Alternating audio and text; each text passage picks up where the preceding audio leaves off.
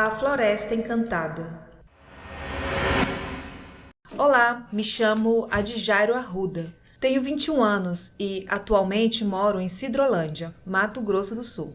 Antes de começar a contar o relato, gostaria de pontuar algumas coisas. Desde criança, sempre fui muito sensitivo com o mundo espiritual. E quando me tornei adolescente, tive um interesse gigantesco pela magia. E até hoje estudo e pratico. Uma segunda curiosidade que gostaria de compartilhar é que a cidade onde moro é repleta de lendas urbanas. Há rumores que um padre, certa vez, amaldiçoou essa terra. Vamos então para o relato. Certa vez, à noite, eu e um grupo de amigos resolvemos ir em uma cachoeira em nossa cidade para ver como era a mata no período noturno. E claro, queríamos um pouco de aventura. Sempre fomos nessa cachoeira de dia, então conhecíamos bem o terreno onde estávamos entrando. Antes de ir até lá, reuni o pessoal e disse: "Galera, vamos entrar um lugar sagrado e devemos entrar com muito respeito, sem fazer nenhum tipo de piada ou falar algo que seja desrespeitoso. Para mim, a floresta é um lugar sagrado, já que acredito que nas matas vivem muitos seres sobrenaturais." Todos concordaram com o que eu havia dito e então seguimos rumo ao nosso destino, que era cercado por uma mata. Chegando na entrada da trilha que nos levaria até a cachoeira, reuni todos novamente e requisitei que cada um pedisse licença antes de entrar. Todos assim fizeram e então prosseguimos na nossa aventura. Um pouco mais à frente, comecei a sentir que tinha algo que estava nos observando entre as árvores da trilha. Nisso comecei a sentir uma energia muito forte e selvagem, como se algo não quisesse que adentrássemos mais a fundo na mata até chegar na cachoeira. Novamente disse ao pessoal que estava comigo: "Galera, acho melhor não fazermos isso e voltar para a cidade. Eu não estou sentindo que somos bem-vindos aqui." Todos começaram a rir, dizendo ser coisa da minha cabeça e que eu estava com medo. Mais adiante, a trilha se bifurcava. Um caminho levava à cachoeira, que era o nosso objetivo, e o outro levava a uma trilha onde geralmente realizavam trabalhos de magia e despachos. E adivinha onde todos, menos eu, preferiu ir? Exatamente, para o caminho onde eram feitos os trabalhos de magia. Sim, meus amigos mudaram a rota totalmente porque queriam mais emoção. Eu, como estudo magia há um bom tempo, sabia que essa foi a pior decisão tomada, mas simplesmente eu resolvi não falar mais nada nessa altura do campeonato. Quando adentramos a trilha, a energia começou a ficar mais pesada. E todos ali presentes começaram a sentir e simplesmente continuavam a caminhar. E eu sentia que algo estava nos seguindo desde a entrada. Um tempo depois, resolvemos parar um pouco para descansar e respirar, já que havíamos caminhado muito. Quando, do nada, 2 amigos do grupo começaram a discutir. Se xingavam com uma raiva que não tinha motivo algum. Começaram a jogar verdades na cara um do outro, sem ter motivo para isso. Na hora eu senti que tudo aquilo não era natural e comecei a ouvir algumas gargalhadas no mato ao nosso redor. Prontamente disse que já era hora de irmos embora, pois as coisas começariam a piorar. Todos concordaram, já que o clima não estava legal, e depois da discussão ficou pior ainda. Estávamos retornando quando percebemos que estávamos andando em círculos na mata, e o pânico se instalou. Dentro da minha cabeça, uma voz começou a ressoar. "Vocês estão brincando com os espíritos da mata. Vocês estão brincando com os espíritos da mata." Essa frase vinha repetidamente. Tentávamos sair de lá utilizando as bússolas dos celulares, mas sempre voltávamos para o mesmo lugar. Até que percebi a burrada que fizemos. Desesperado com a situação, afirmei termos desrespeitados os espíritos da mata e que eles estavam nos punindo por entrar em um lugar sagrado com intenções supérfluas.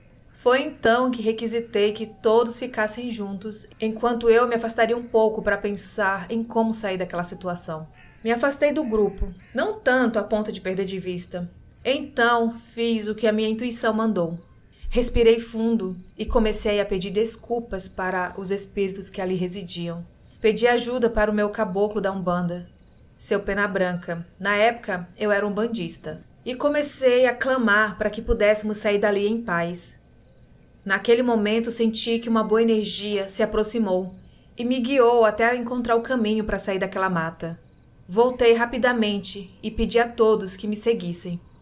Novamente, dentro da minha cabeça, eu ouvia: ouça as águas, elas vão te ajudar. Ouvi o barulho das águas que vinham da cachoeira e tentei segui-las.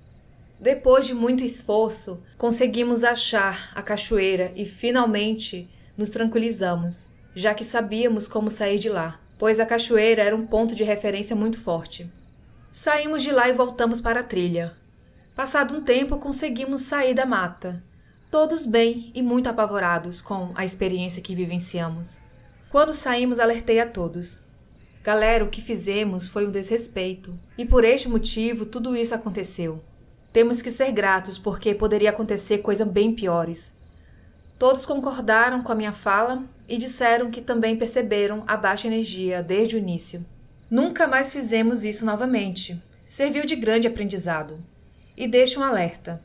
Galera, a mata é um lugar sagrado e dentro dela habitam seres que vocês nem fazem ideia. Nunca cometam essa mesma loucura. O quadro amaldiçoado. Oiê, tudo bem? Aqui é a Maria Eduarda e sou de Rio Verde, Goiás. Eu escuto podcast no serviço e gosto bastante, então decidi contar a minha história. Sou de uma família católica que sempre me levou para a igreja. Fiz catequese, crisma e tudo mais. Embora fossem religiosos e até cantassem na igreja, meus pais gostavam muito de tomar uma cervejinha. E eu acredito que tudo começou com isso. Quando eles bebiam, a minha mãe sempre saía de si. E ali eu já sabia que não era ela. A bebida dava brecha a algum demônio ou obsessor. Tenho muitos relatos sobre isso, mas eu vou contar o que mais me assustou. Um dia eles beberam a tarde inteira e ficaram mal. E aquele bicho, ou demônio, sei lá, possuiu a minha mãe. Quando ficava daquele jeito, ela sempre afrontava meu pai. Mas ele não tinha medo. A minha mãe perguntava para mim, ou melhor, aquilo que estava nela, perguntava se aquele ali era meu pai. Eu não respondia, só rezava junto com meu irmão. Ela continuava falando que iria acabar com a minha família, e meu pai sempre rezando, tentando expulsar aquilo que estava nela. Tínhamos um terço grande, benzido pelo padre. Meu pai pegou e o levou até minha mãe, e aquilo que estava nela começou a dar murros no meu pai, cuspir no rosto dele. E na hora em que meu pai lhe entregou o terço, o objeto explodiu e minha mãe desmaiou. Na nossa casa tinha um quadro com a imagem de Jesus, e eu perguntei a meu pai, assim do nada, né? Perguntei quem havia dado o quadro. Ele respondeu que ele pertencia à mãe da minha mãe, né, minha avó, e que ela havia ganhado de uma tia. Nisso eu falei: pai, pega esse quadro, vamos ver o que tem atrás dele. Eu nunca imaginei que aquele quadro fosse amaldiçoado, assim, e veio na minha mente pegá-lo naquela hora.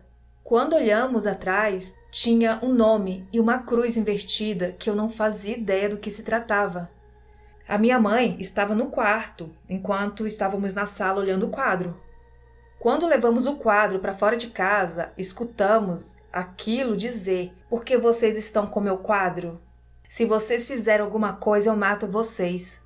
E nisso meu pai falou que o problema estava naquele quadro o tempo todo e não com a minha mãe. Assim que ele falou, eu disse para quebrá-lo. Eu estava morrendo de medo por ser novinha na época. Bom, a gente quebrou o quadro em 4 partes e a minha mãe lá no quarto gritando e pedindo socorro e pulando da cama se contorcendo. Ateamos fogo e essa parte da história eu não consigo esquecer. A minha mãe dizia: não me queima, socorro, estou queimando.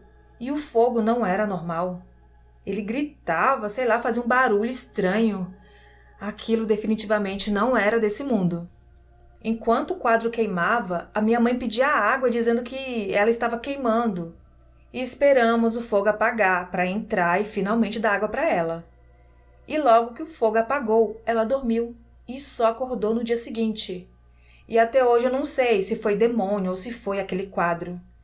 Hoje em dia não acontece mais. Tenho facilidade de ver vultos e tenho outras histórias para contar, mas deixo para um próximo relato.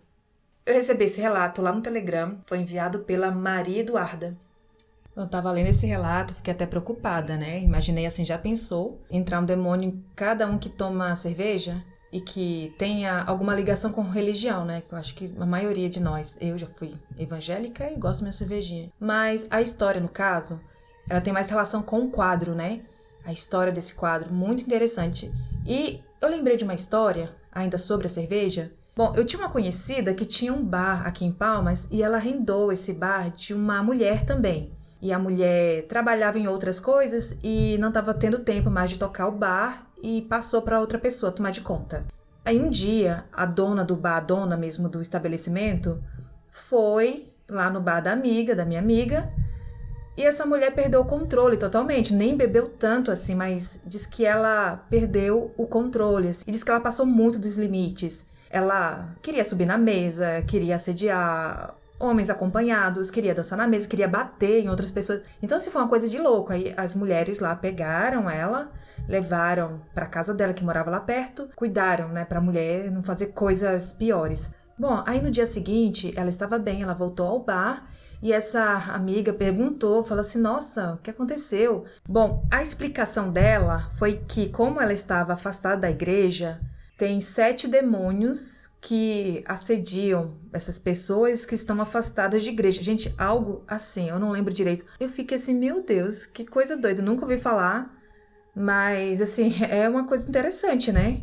Ou eles pensam, né, talvez como ela sabe, ela tem aquela consciência que ela está agindo errado conforme aquela crença anterior, ela abre a mente dela, o corpo, o espírito para receber algumas coisas. Gente, é curioso isso, né? E eu já vi também algumas relações de pessoas afastadas de igrejas, independentemente qual seja, né? Mas tem que ser uma que proíbe esse ato de beber. Então, eles ficam mais suscetíveis. Acho que a mente deles abre mais para permitir que isso, ou talvez seja algo da própria mente, né? E também uma coisa curiosa que aconteceu, eu morava num bairro aqui, eu não conhecia os vizinhos, sabe? Aquelas casas toda murada, você não tem muito contato com os vizinhos. E tinha uma casa, assim, um pouco em frente à minha, que era para aluguel, de quartinhos pequenos mesmo, assim, kitnet. Mas é um lugar bem, bem feio mesmo. Mal construído, muito lixo na frente, né? Que algumas pessoas acreditam que, por ela ser pobre, ela tem que viver com lixo na porta, lixo rasgado. Ela não tem que saber que dia que passa o caminhão de lixo para ela colocar o lixo que seja perecível, os cachorros vão rasgar, enfim, era uma coisa assim, muito desarmoniosa, né? E assim, eu também sou pobre, mas eu coloco meu lixo nos dias certos e faço compostagem. Não tem nada a ver com a história, mas vamos lá. Aí um dia tinha um pessoal bebendo em frente a esse kitnet, essa vilinha de casas. E eu cheguei e eu vi aquele pessoal bebendo. Eu não sei se eles moravam lá, ou se era um deles que morava lá e estava recebendo visita. Estavam lá na frente da casa bebendo. Era um grupo de jovens, assim, menos de 30, entre 20 e 30 anos. Tinha 2 moças, eu acho que 2 rapazes ou 3 rapazes e 2 moças. E eu entrei quando eu ouvi uma gritaria.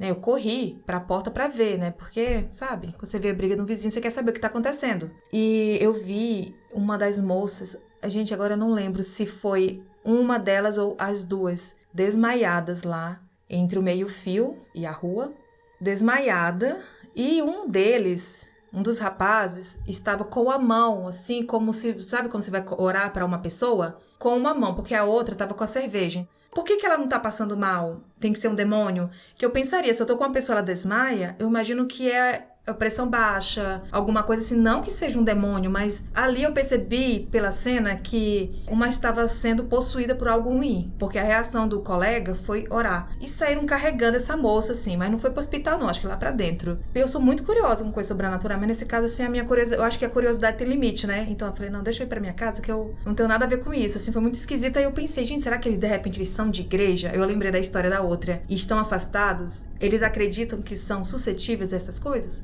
Eu não sei, eu achei curiosa essa história. E a história da ouvinte desbloqueou essa memória em mim, que nada a ver, mas é isso, gente.